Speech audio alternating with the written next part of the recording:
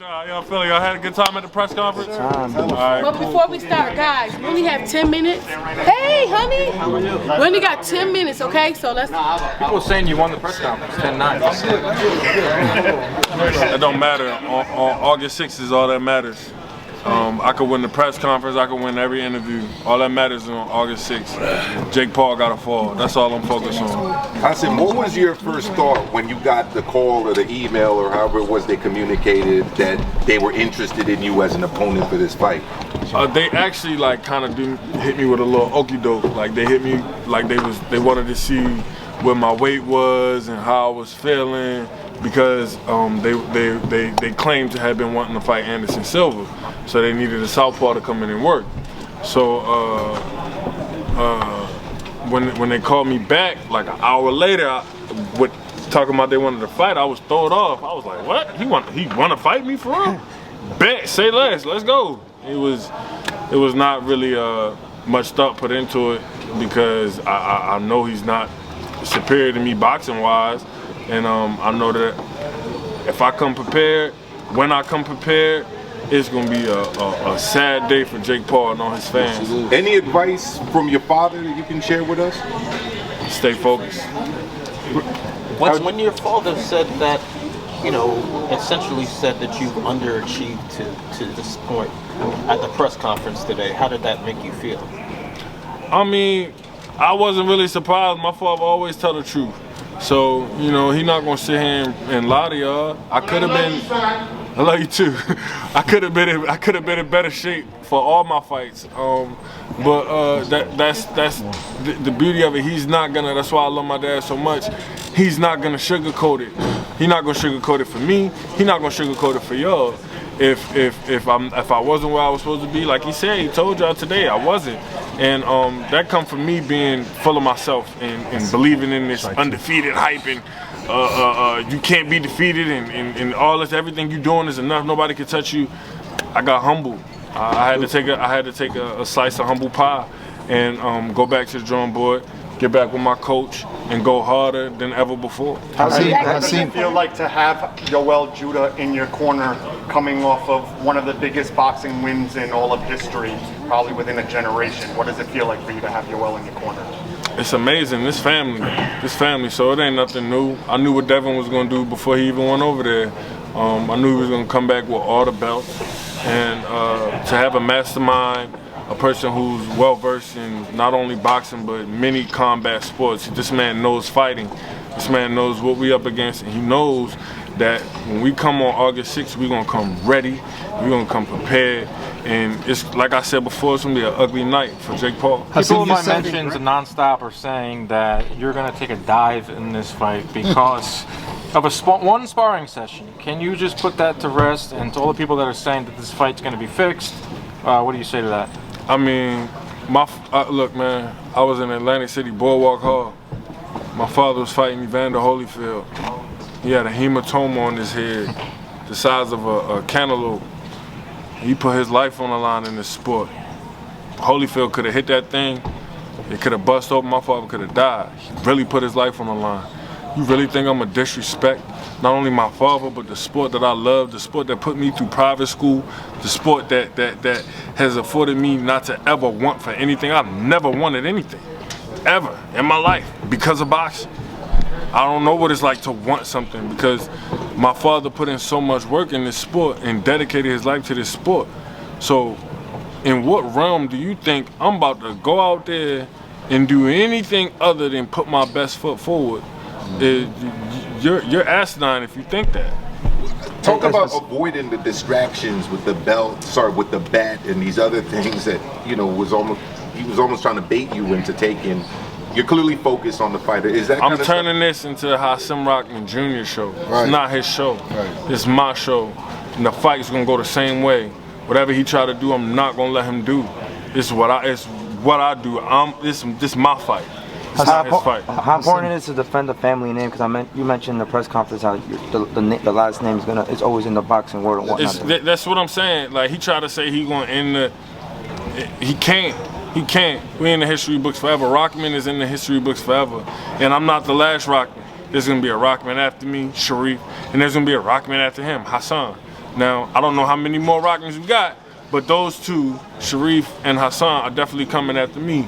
And he's going to have to pay for all that talking he did. He's going to have to pay. Because when I get in there on August 6th, I'm going to remember everything he said. What is Hasim, you said, I'm going to humble him, and I quote, I'm going to humble him. Your confidence is pretty high, going into the fight is pretty high, but also talk about the rehydration clause. You know, could that also be a factor? It's important that you brought that up during the press conference. I mean, because he want to keep running around talking about how, oh, I'm fighting the heavyweight, I'm fighting the heavyweight. You're not fighting the heavyweight. You're fighting someone who fought at heavyweight, but we're fighting a cruiserweight bout.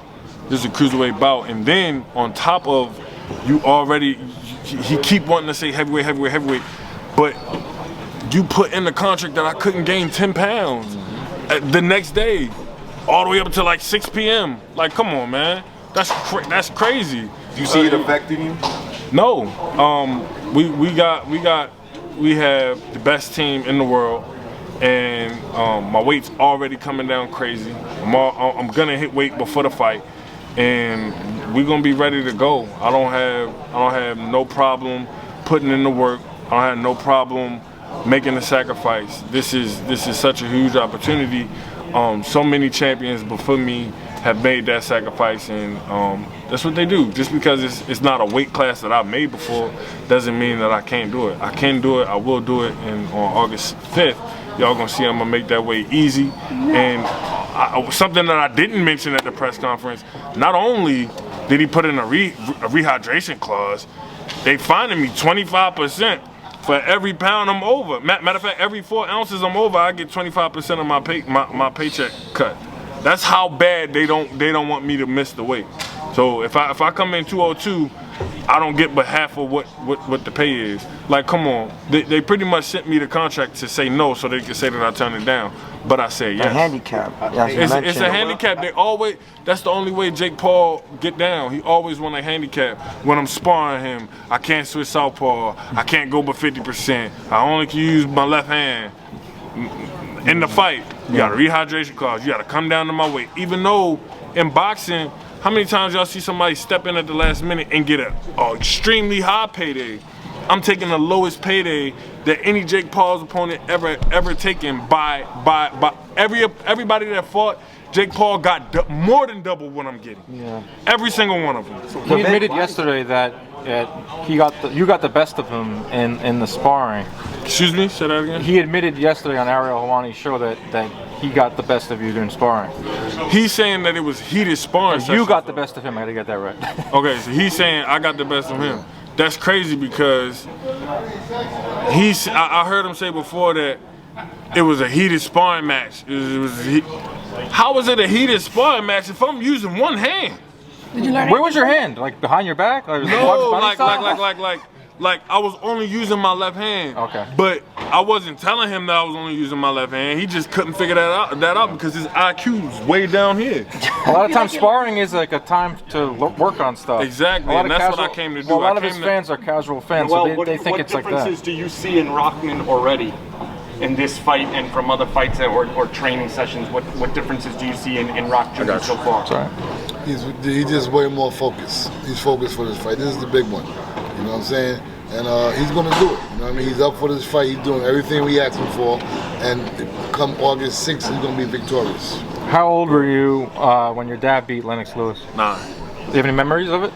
Of course, I remember every second. And I Take us knew through right when Lennox hit the deck, I was screaming like, "Get up! Get up! Get up! Get up!" The reason why I was screaming "Get up" was because I knew my father was such a killer. It was gonna be a blockbuster if they let him put his hands on him again. But he didn't get up.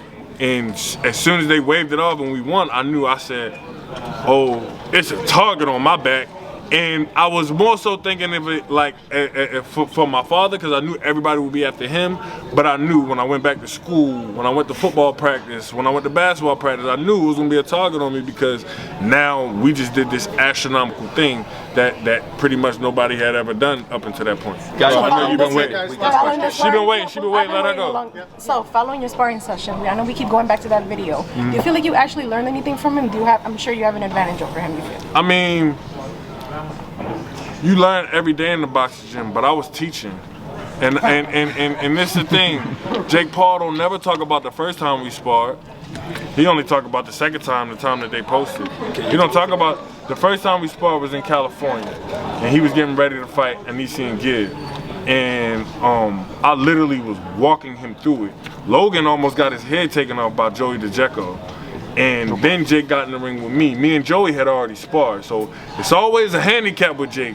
Me and Joey had already went like 6-8 rounds. Then Logan and Joey sparred, and Logan almost got his head taken off by Joey, like I said. Then I get in there with Jake, and they're like, you know, these guys are YouTubers, they're not real. I walk Jake through every second of that sparring session. And I think that's probably why he was kind of upset. He's like, this guy's like talking to me, and I'm really trying hard. And Jake's he's a content creator. That's what he do. All right, guys, that's it. I know you're extremely. Let's get him right here. That you're gonna beat Jake. We're gonna get him, and we gotta go. Is there something about his game where you're just like, you know, I do have to watch out for this? Of course, absolutely, absolutely. I respect him as a fighter. I respect him as an opponent. I'm going into this fight like I'm fighting Deontay.